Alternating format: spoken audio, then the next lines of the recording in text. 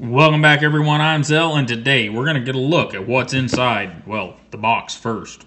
Alright, in front of us we have a Brous Blades box, and inside we have a Sniper FL, that means frame lock, number 733 of 1000. It's a stainless handle material and D2 blade sniper. And the sniper design is one of my favorites from Brous. However, we'll get to all of it in the review.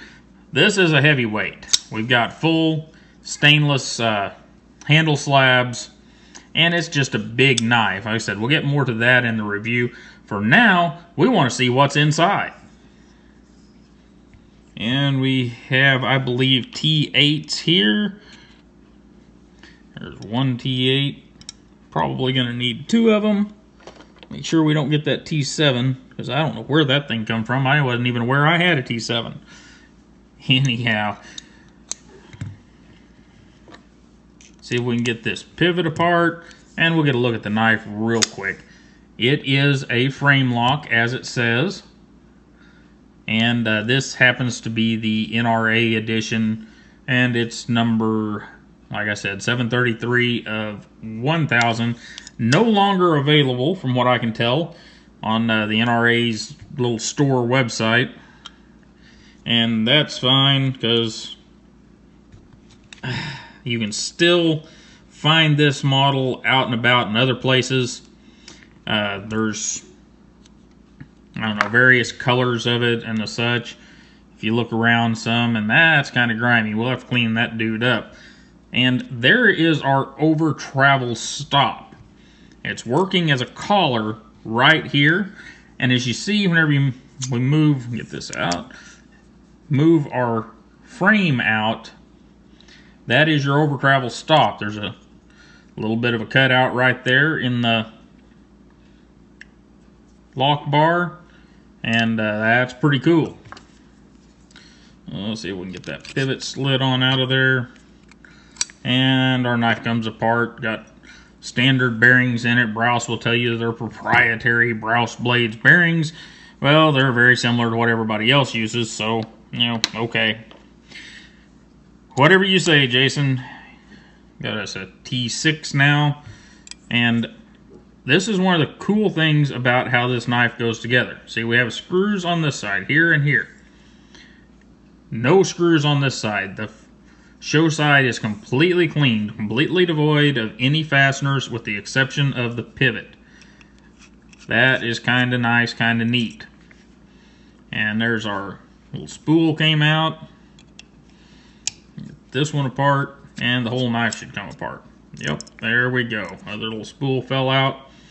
We won't be taking the pocket clip off because there's no point in it. But this is a major departure from the way the original Sniper was designed. The original Sniper with the aluminum handles, and your pocket clip come over here and then widened out, had a couple of screws somewhere right in here, and that became your liner lock. And in this model we just have stainless with a standard lock bar cut out and relief right here. Still very nice, got a nice coating on it.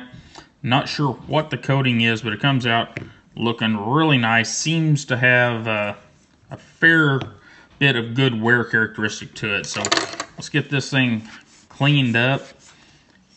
This is, of the Brous blades, one of the designs I like a lot. You know, it fits what I like in a big knife. It's thin and thin this way in the pocket. Has a pretty good pocket clip. Stays out of the way in your pocket. That's the most important thing. And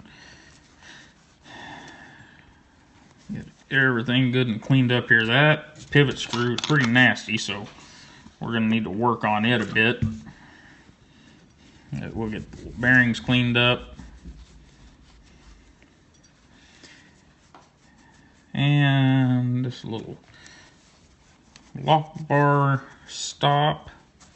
Pretty neat there. And there we go. See if we can't get the crud off of that screw. It's got some serious crud on it. It's got more of that stuff, and I still I'm not sure what exactly. Right down there around the base of the screw. I'm assuming that's what the companies are using for a Loctite.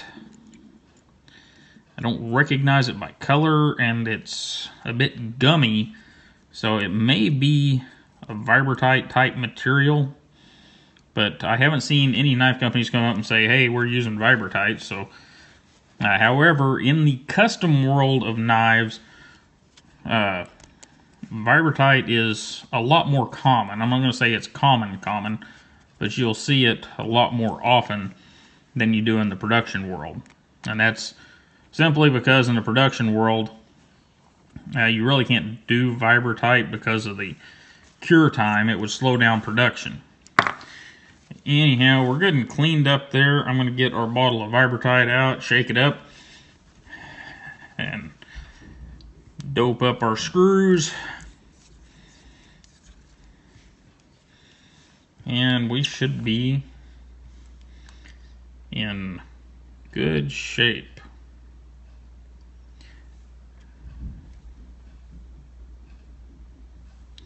And we just had 3, right? Well, get that Vibratite off that. We don't want it on the bearing.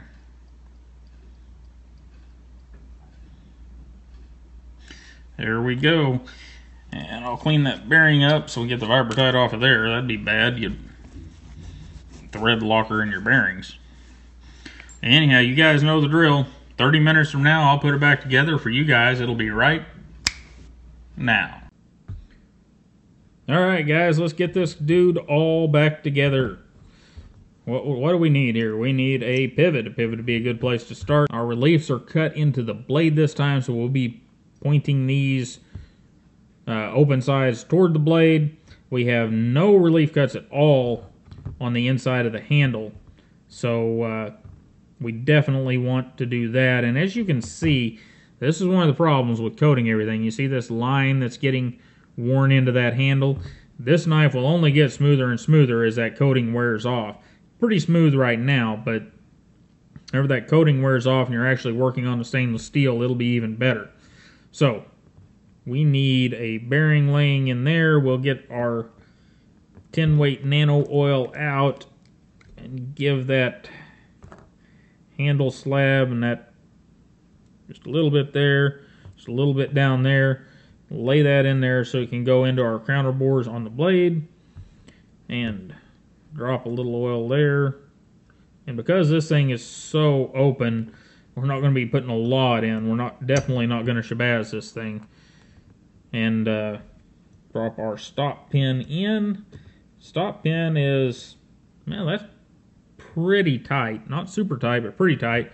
So much better than that, what was it? What was that knife, guys? I don't remember. I remember this, the front flipper thing. Oh, I did not, as a Kaiser, I did not like how that stop pin fit in that one.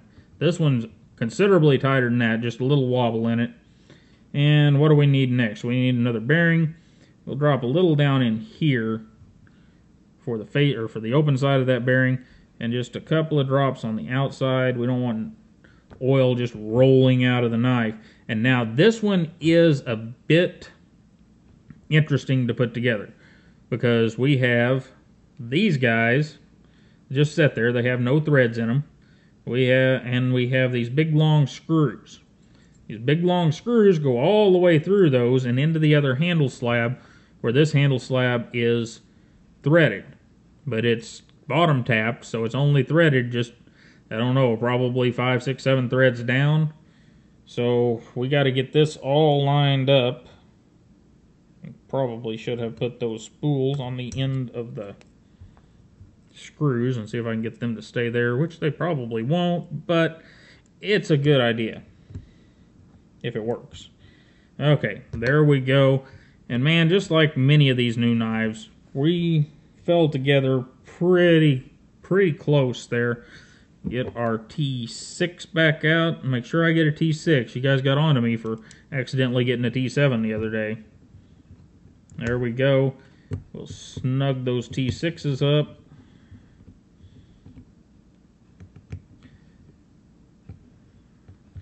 Then we want to put our collar on and get our pivot screw back down in there.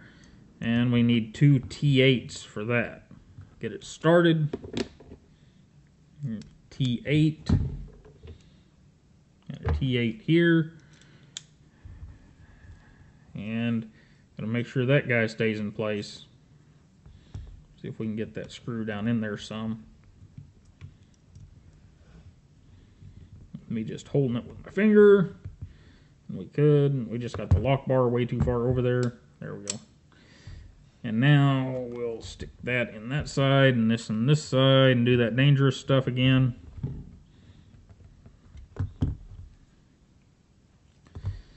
Oh.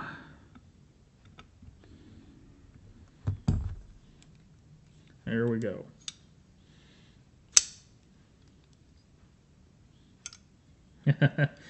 Well, I got the camera too close, so it's a little hard to show that the action is working really, really well. And we forgot to oil that detent ball. Am I going to be able to see it? Somewhere there? Of course not. Well, darn it. All right.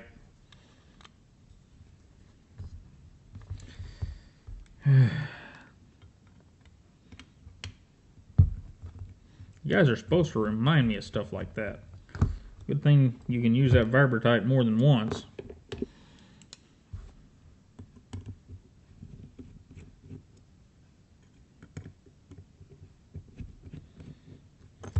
Alright. Lift that back up. Get our 85 weight out.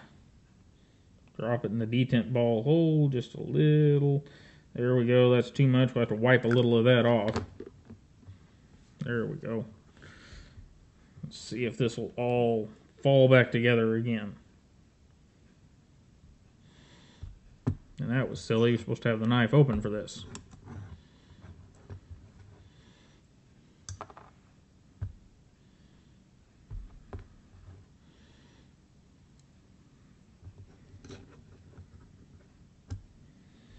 And it fell right back in place again. What a deal.